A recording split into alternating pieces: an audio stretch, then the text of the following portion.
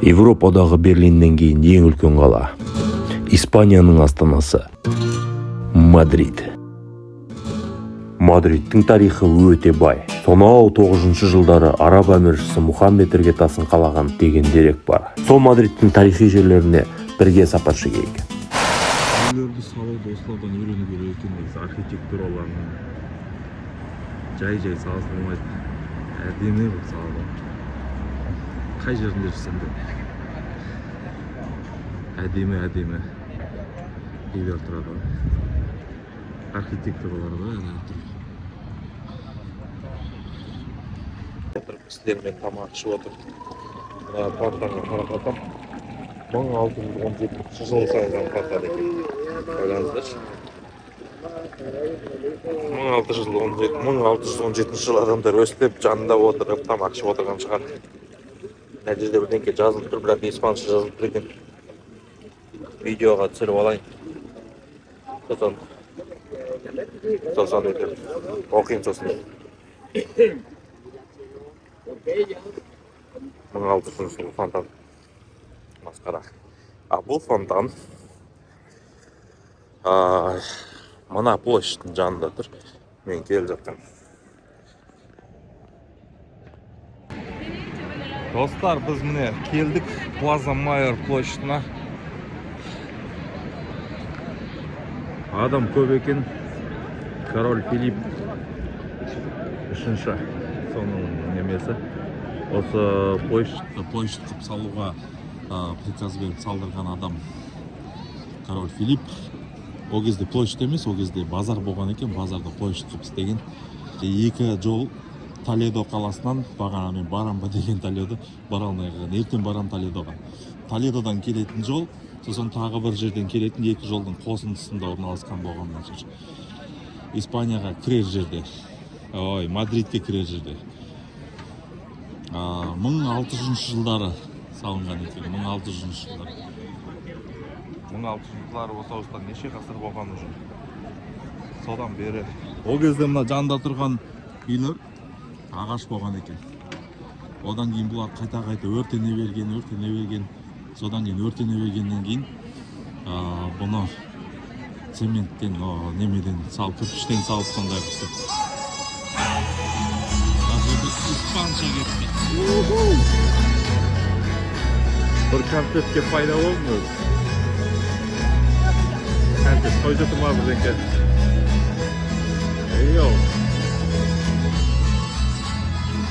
Как раз атмосферу создает испанский. Өте әдемі жер екен, негізі тарихын оқып алдым біраз. Тарихын оқып алсаң, бұндай жерлердің қарағанда уже басқа көзбен қарайсың, түсініп қарайсың. Бұл жер корольдардың жері, өте тарихи жер. Корольдар ана жерде қарап отырады, ана жерде бұқалардың ойындары болған. Бұқалардың ойындары, бұқалар мен испандардың жақсы көретін ойындары бар. Сондай болған, бұл жерде не болмады десеңдер. Адамдардың казинында болған орта ғасырларда.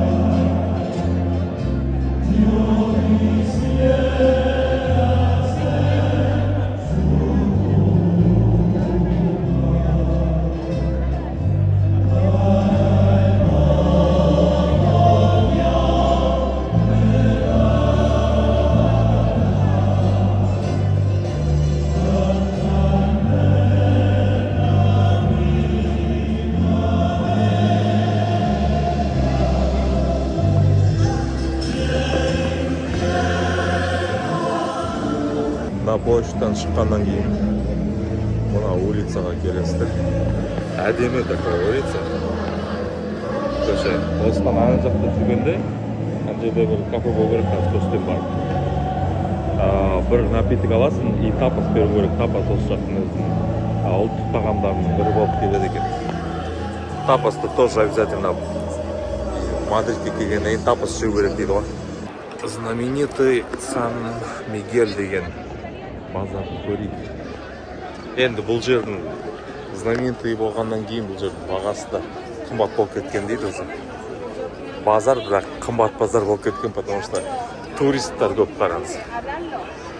Бәрі осы базарды көргілер келеді. Адам көп болғаннан бұлар қымбаттатады. Сондықтан бұл базардан тамақ ішпей қойса, жай көруге болады дейді. Көрейін. Қанша тұрады екен?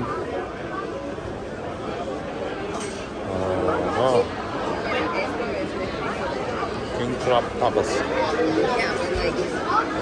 20 6 евро дейді. 6 евро қымбат. Қымбат.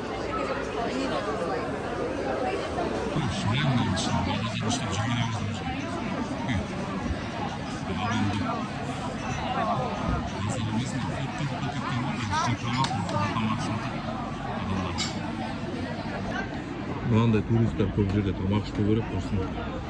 Бұл жерде қымбат болады. Сосын, во-первых, қымбат туристер көп болғаннан. Туристерге бәрін қымбат сатады ғой. Олар ала береді бәрібір. Еще дәмі басқа да болады, дәмсіз болады. Өйткені туристер бір отырып алып кетеді, одан кейін келмейді бәрібір. Әйтеуір потокқа жұмыс істейді. Местный адамдар өздері баратын жерге барып жүгір. Мен, например, тапас жегім келіп жүр осы жақтың тапасын көргім келді дәмін. Бірақ потом бір местный адамдар өздері жейтін жерге барып асықпай отыр. Зато олар дәмге жұмыс істейді, тамақтың дәміне. Арзан болады ол жерде. Сосын тамаққа неме береді.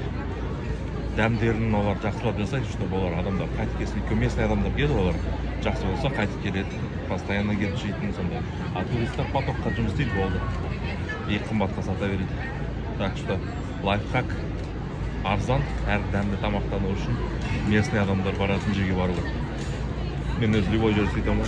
Мынандай кезде мынандай мен жей бересің. Нан мен кефирмен сладкий кефир.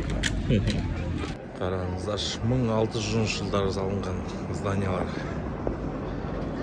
Исторический зданияның бірі тағы. Өте әдемі. Сол кезде қалай әдемі қылып салған деймін де, қазіргі зданияларға қарағанда. Каждый жерін оюлап тұрып. Улицаны қара.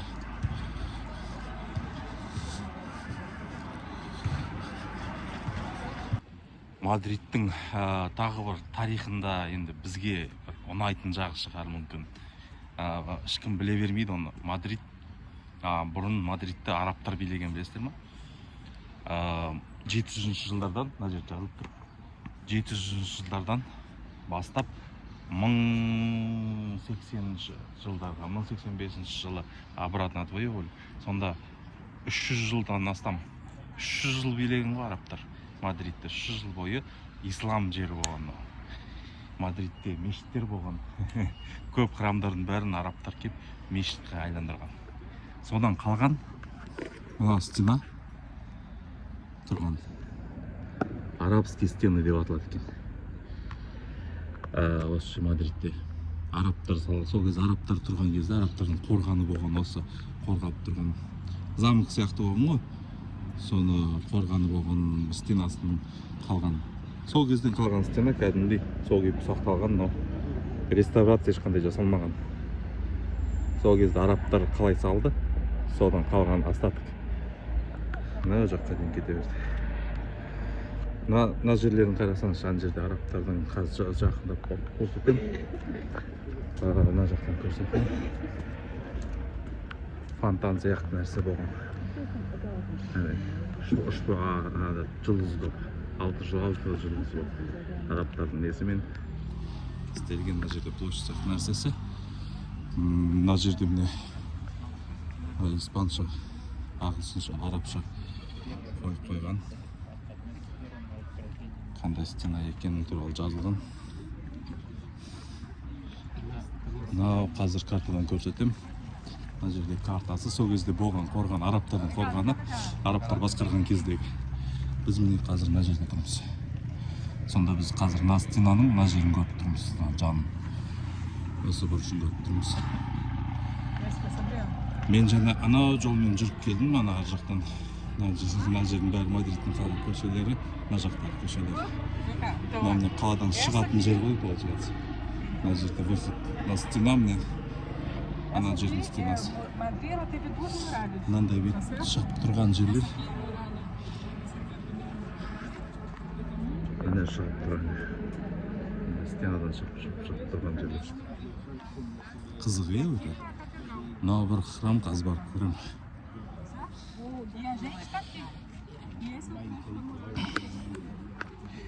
Бұл жерде сондай да историясы бар. 300 жыл бойы арабтар билеген, одан кейін христиандар билеген. Сонда 3 религияның немесі дейді. Кеше мен барғым келген жер Толедо деген қалада. Сол 3 религияның қосындысы сол жерде дейді. Бәрі бірге өмір сүрген. Арабтардан қалған мұралары бар, мешіттер салған о жерде. Қазір ол арабтар салған мешіттер, қазір храм болып тұр. Сонда просто 700 жылдардан бастап, жай 700 мың емес. Бұл 1300 жыл тұрған стена ғой. 1300 жыл бойы. Бұл жер өзі өте берген ғой, соғыс көп болған жерде. Ана Толедо, кешегі Толедода да соғыс көп болған, барған кезде айтайын деген историясын. Оның алдында бірінен бір тартып алады, анау келіп соғысып, бәленбай жыл соғысып тартып алады, одан арабтар келіп бәленбай жыл соғысып тартып алады. 300 жыл арабтар билейді. 300 жыл арабтар билейді, өздері исламизация жасайды бұл жақта, андай-мындай. Олардан қайтадан христиандар соғысып тартып алады. Оған қайтадан кетеді. Қайтадан бұлар қосылып королевствосын құрады, қайтадан олар кеткеннен кейін. Қайтадан королевство болады. Сондай өте бір соғысқан. Біздің Қазақстан жаған жаққан емес, бүкіл әлем сол кезде бір-бірімен соғыса берген. Вообще адамдар негізі тыныш жатпайды вообще. Әлемде бірде жыл болмаған екен, соғыспаған. 1800 жылы салған храмдар, соборлар. Осы жақтың соборлары бәрі өстіп әдемі болып сақталған да. Біздің жақтың соборлары неге осылай, собор дегенде неге осылай сақталмаған деймін, мешітте салынған. Бәріне қирап қалған. Бұлардікі неге бәленбай жыл болса да сақталып тұр салғаннан бері. Үші кіріші бәрі жарқырап тұр ғой неге. Мәқсағандар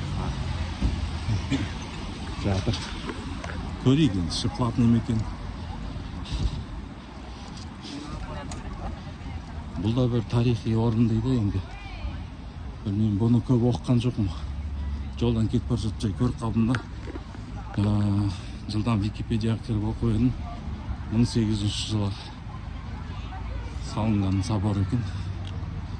Тоже туристер көп келетін. Міне сол кезден қалған есіктер. Есіктеріне дейін қараңыздаршы, қалай салған. Мынаны қара. Мына есік қой. Кәдімгі кісі шап тұрған. Есіктеріне дейін қалай салған. Өрнектеп. Умели же, да, люди?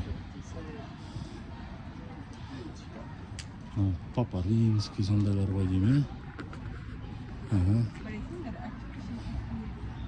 Папа Римский солардың суреттері ғой. Балконды қарасаңшы, қалай сақалған.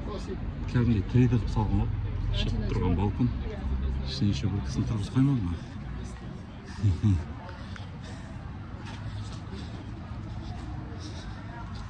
Базар жоқ енді. Енді есіктер ұнап тұр маған. Қазір неге осындай есіктер жасамайды екен.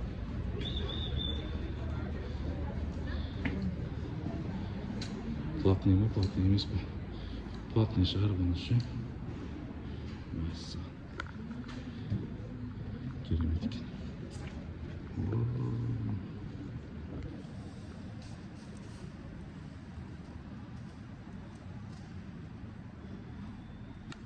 Ішіне кіріп 5 евро, 10 евро, 25 және 45 евро дейді. Түсінбейтін. Түсіре сайын келмей қойыңдар. Енді шын бәрі әдемі екен. Бет-бет салынғандарына дейін. 1800 жыл салынған нәрсе деп айтпайсың. Қазір болса салмайтын сияқты. Негізі сол кезде архитектурамен адамдар қатты увлечаться еткен ғой мен. Сол кезде салынған үйлер, храмдар бәрі әдемі ғой. Осындай 3D қылып сыртына шығарып, неше түрлі өрнектер жасап салған.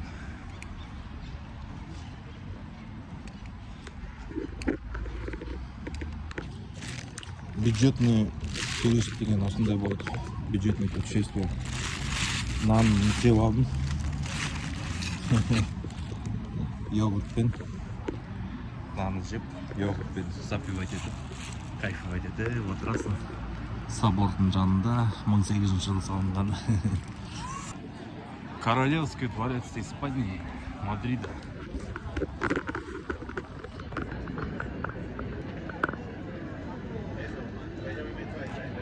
Әдемі.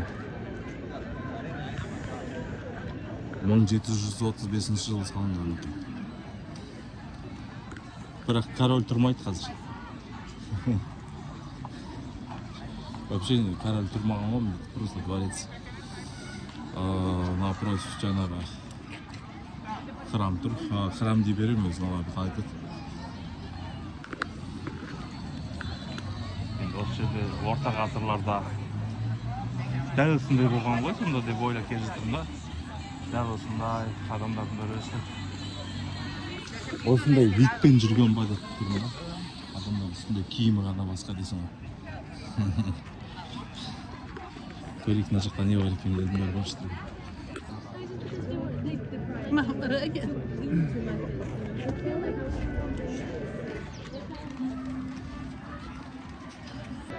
Зданиялардың үстін бәрін әйтеуір адамдар салып қояды.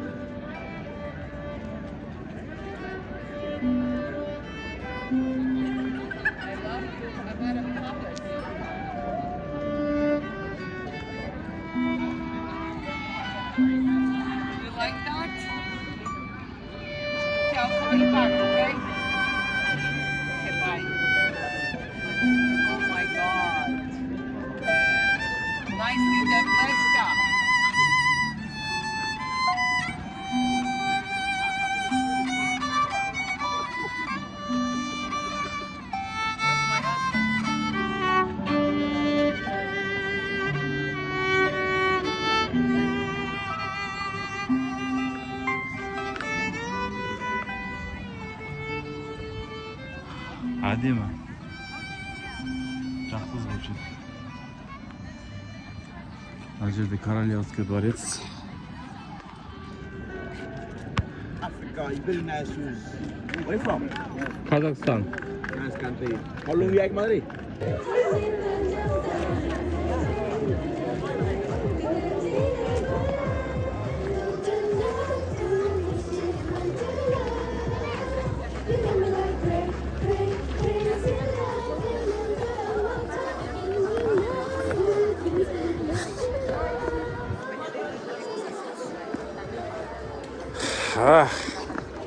Королевский дворецтің жанына келіп мыналар билеп жүр.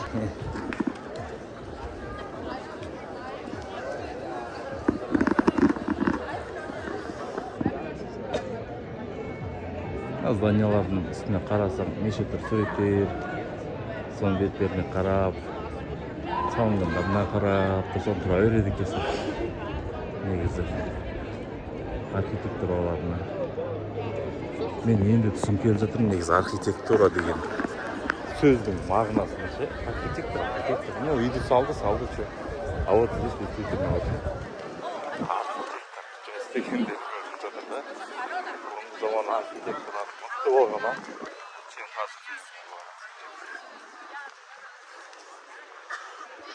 көз тойдыратын қарасаң зданиені салған.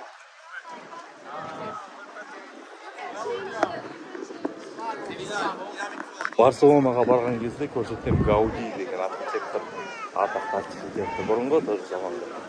Соның зданияларын көрсетем. Вообще масқара ғой. Таңғалатын шығар мен ол үйлерді көрген кезде.